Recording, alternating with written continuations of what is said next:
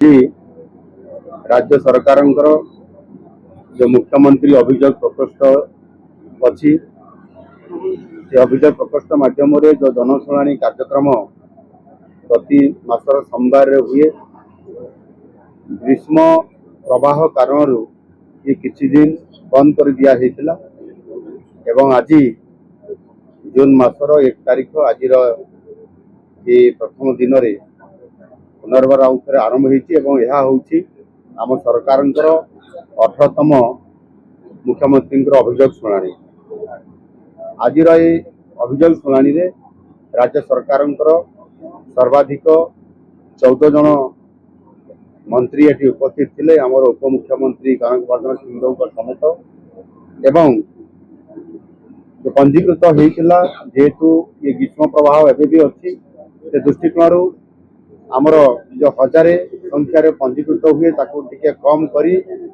500 पंजीकृत कर व्यवस्था खरा दिन कारण रखाई एवं एथिरे उभय ऑफलाइन एवं ऑनलाइन रे मध्य एथिरे पंजीकृत कराइतला 600 रु ऊर्ध्व अभियोग पत्र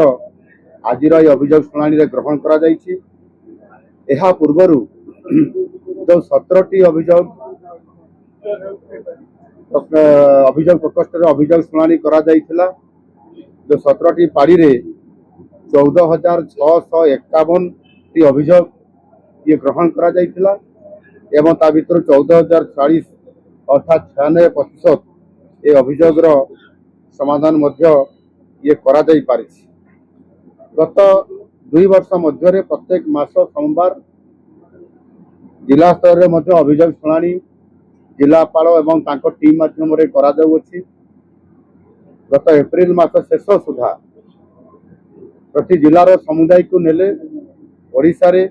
2,39,933 टी अभियोग तार अभियोग ग्रहण करा जाइतला प्रशासनिक अधिकारी स्तर रे एवं ता भीतर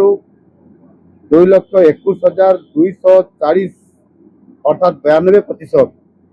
ये अभियोग आलोचना करी ताहार सही दिन एवं तार परवर्ती पर्यायर ये समस्यार समाधान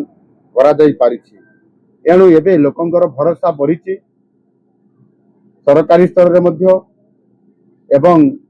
अनेक अंशरे आमर माननीय मंत्री माने मध्य विभिन्न जिला गस्त करने परिप्रेक्षी जिले में मध्य किसी अभियोग पत्र ग्रहण करिथांती साधारण अभियोग गुड़िक ताहार मध्य विचार होउची एवं ये धीरे धीरे लोकंकर समस्यार समाधान करने जेहेतु सरकार निजे आगे आसुछंती आ से दृष्टिकोण निश्चित भाव में त्वरित समाधान केमती हेई पारिबो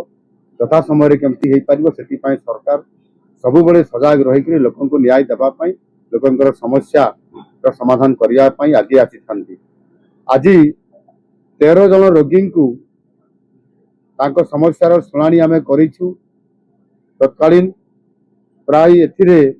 13 जन रोगी को 3,60,000 टंकार चिकित्सा सहायता मध्य एथिरे विभिन्न रोगर निराकरण पई आमे आर्थिक सहायता प्रदान करा जायछि एथिरे एवं गोटे दुर्घटना जनित मृत्यु होता नयागढ़ जिले में कामाक्षी साहू से जेहेतु ये दुर्घटना जनित मृत्यु थिला तांको सहायता तत्कालीन दिया जाई पारि नथिला सेतेबेले एवं दृष्टि आकर्षण हैला परे तांको आज एठी दरखास्त आसला परे तुरंत तार गुहारी शुणा जाइके तांको मध्ये 2 लाख टंकार आर्थिक सहायता से परिवार को दिया जाइछि। एणु निश्चित भाव में आम सरकार मुख्यमंत्री अभियोग प्रकोष्ठ माध्यम समस्त मंत्री मंडल सदस्य मानू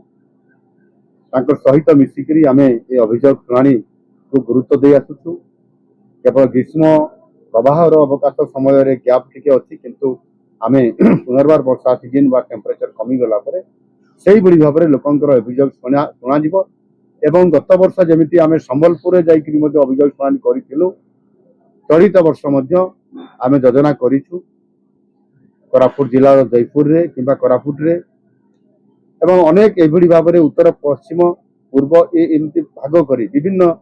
केन्द्र स्थल में आम अभियोग शुणाणी को नहीं जीवु जहाँफल लोक मैंने आहरी अधिक सहजरे एवं निज अंचल से भुवनेश्वर न आसिक भी अभियोग दे पारे एवं तार समाधान साहाय्य से पाई पारिबे। Thank you.